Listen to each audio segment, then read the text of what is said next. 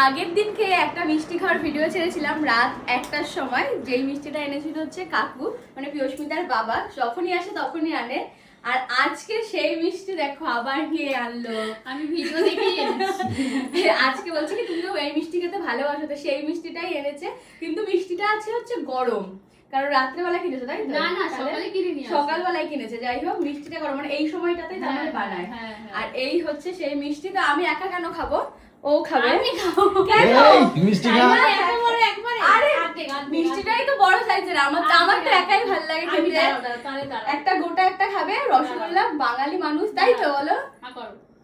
এগরে এবার তুই একটা গোটা কাটালে দেখেছো? না না, তোমার গোটা খাইছে, ও খাবে না। এই রস ফস পড়ে করে দিচ্ছে। যাই হোক এই মিষ্টিটা কিন্তু আমার দারুণ লাগে খেতে। তো এখন আমি মানে রেডি হব, তো এখনই আসছি 5 মিনিটের মধ্যে। তো চলো ঝটপট করে আসছি।